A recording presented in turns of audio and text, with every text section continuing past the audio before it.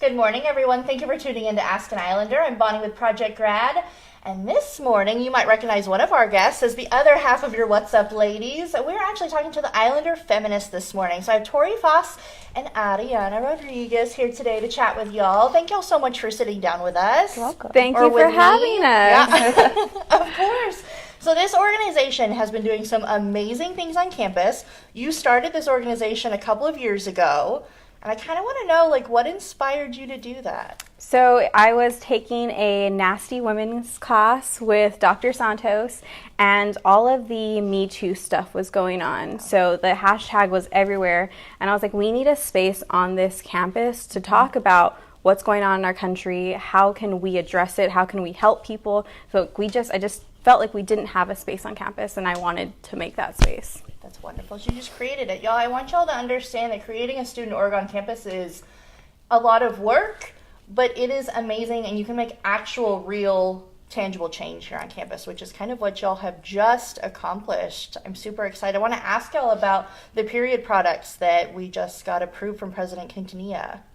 So I don't know if you saw our social media or saw us on the news, but there were pictures of us. We had a march to raise awareness about period poverty. So Tori, do you want to talk about what period poverty is? So period poverty is just pretty much in the United States, there's 1 in 5 period having persons who aren't able to go to school because they can't afford period products. So when we're addressing period poverty, we're just wanting to make sure that all students have an equal opportunity to get the education they need, and that includes having access to necessity products like their period products. Absolutely. I think that's wonderful. I think there are a lot of comments on some of the news stories that didn't really understand what y'all were doing and why, and I think that it's really important for people to, there's some comments where people said, well, just go spend a couple bucks, but I don't know how many tampons a couple bucks buys, and I just think that's a very kind of a tragic outlook on this. This is a really amazing opportunity for us to provide something that will help our student population for actually a pretty low cost for our university. Yeah, and I mean, if you think about it, there's students who come here on full scholarships, and they use Izzy's Food Pantry or other things that our campus offers. So if they're having to use those other services, what makes you think they can afford period products?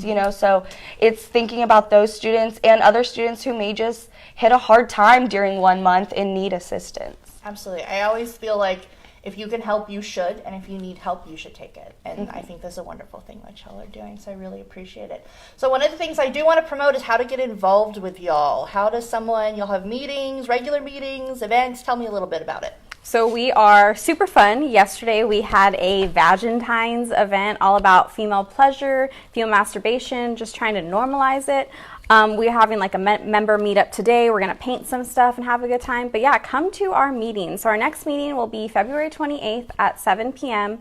And follow our social media. Tori kills our social media game. So just go and follow that and see how can you get involved. Where are we at? Just come hang out with us and talk about it. Talk about whatever you want. You want to talk about the gender gap, the pay wage, any kind of thing about gender, we are down to talk about it, and we want to see what kind of events we can bring to the campus about those things. And I think they're looking for a lot of unique ideas too, and I know that some people feel hesitant because maybe they're not comfortable with certain things. That just kind of means you don't have to participate in those things, but there's so many good things that y'all do that students can get involved with.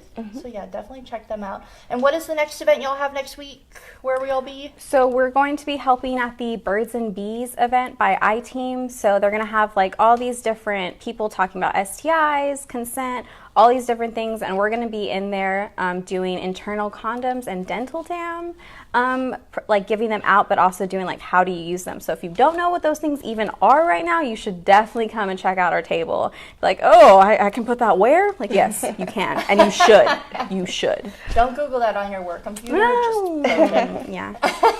I do want to go ahead and talk about, so we had y'all enter our giveaway this week was to tell us why you were a feminist. And I do want to encourage encourage men to answer this as well. I know a lot of male feminists. If you believe in equality, you should call yourself a feminist. That's all the word means. We just want equality. That's it.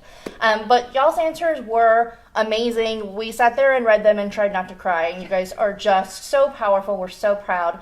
And so I wanted to let y'all know that the winner today, so we have a shirt for you, and we have a journal, and then we have a book called Rad Women. It's amazing. So our winner today is actually Megan Greege. If I mispronounced your last name, I'm sorry. I have goodies for you. Don't be mad. But thank y'all so much for commenting on the post. We were so impressed. And thank y'all so much for sitting down with us. You're welcome. Y'all check out the Islander Feminists. What was your... Yes, follow us on all social medias. We have Instagram, Twitter, and Facebook. Our Instagram and Facebook is just at Islander Feminists. And then our Twitter will be at Islander Fems. That's Islander FEMS. Perfect. Thank y'all so much for tuning in today. We will be back next week. We're going to talk about LinkedIn tips. If you do not have a LinkedIn and you're anywhere near graduating, we're going to tell you how to set one up and how to make it really recognizable and powerful for employers who are using it to hire people. So tune in next week, Friday at 10. Thank y'all so much. Thank I appreciate you. it. Y'all have a good weekend.